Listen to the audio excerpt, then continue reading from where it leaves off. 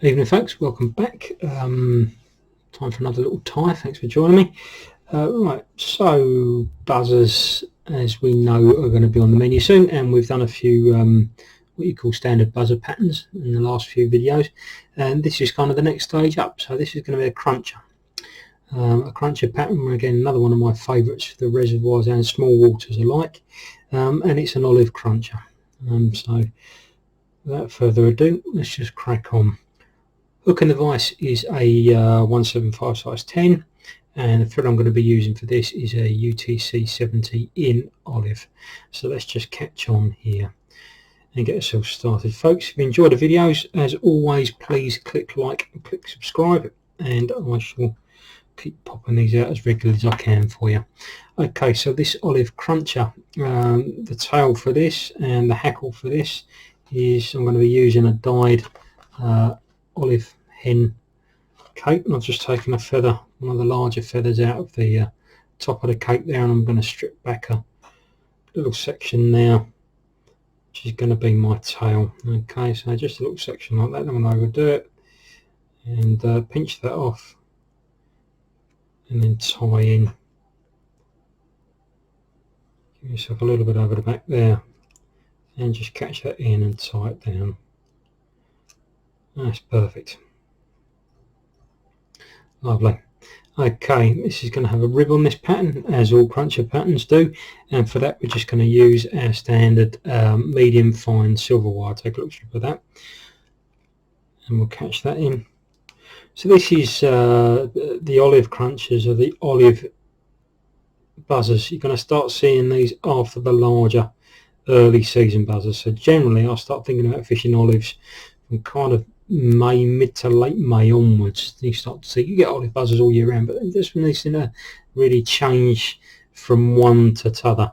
And certainly on Grapham, and I'm noticing on the lakes as well, you tend to find the more of these olive buzzers higher up in the water as well.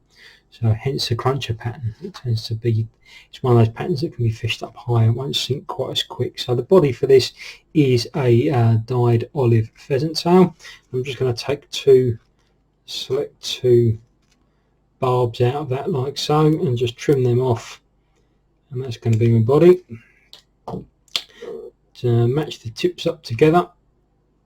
Okay, and then we're going to tie them in thin end first. So thin end, just catch them in with a few turns and then work your thread back up the body to the top, so that's out of the way, and then we start bringing this up in nice touching turns, just taking your time all the way up the body.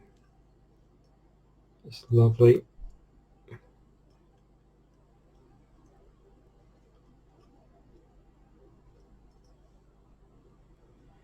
Just going to use my finger there to trap that in as I go,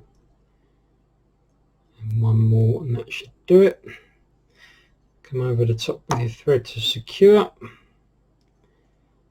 couple of turns to secure, and they're fine to let those go now. Brilliant. I'm just going to trim those off, and then I'm going to come up in the opposite direction and just pop the rib on. The rib really isn't so much as a attractor as just there to protect the finer pheasant tail feather there against the tiny little teeth that the rainbows have, and certainly the great big teeth that the brownies have. So I'm just going to come up the opposite direction there, just trap that in. That's lovely. Okay, this particular cruncher pattern is going to have cheeks wing buds on it. So for that, this is where we're going to tie these wing buds in now, and I'm using a Sunburst Goose biots. Okay, great for wing buds. And again, I'm just selecting two of the biots there, and I'm going to cut them off the main stem, and we're going to offer them up to the hook and where I want to tie them in. Pointed end out towards the eye, and I'm going to put them in one side and then the other. So just lay that one along there, catch it in, and I'm going to lay this one on my side. You could substitute these for a bit of pearl mylar or a bit of red tinsel or something like that. Whatever you want, really. Options are limitless.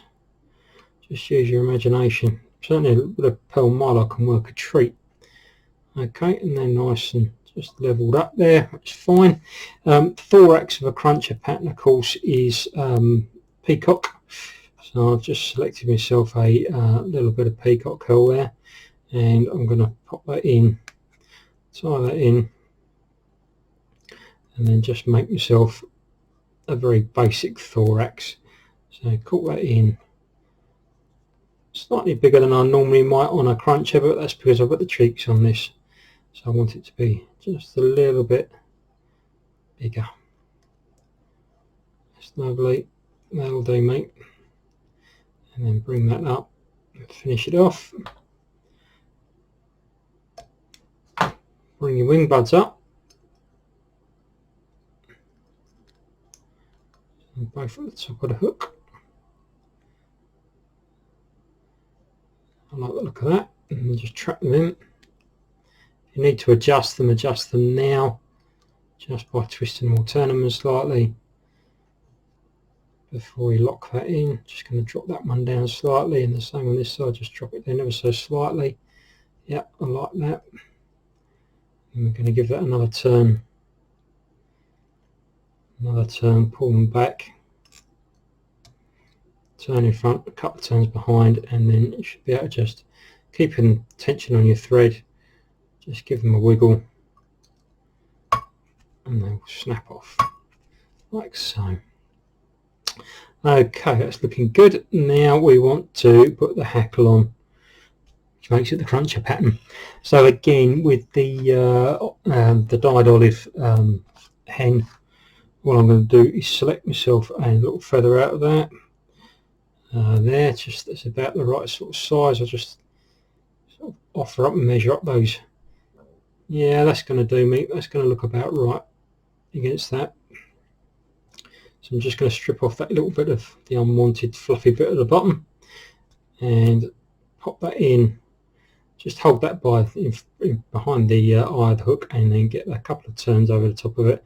Bring my thread back to where the thorax finishes, trim off this little bit of waste here, and then when my hackle plier is going to come in, and I'm going to give myself, I don't want too many turns on this, I'm just going to get it and try and get 1, 2,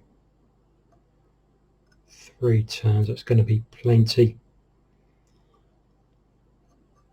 Yeah, lovely.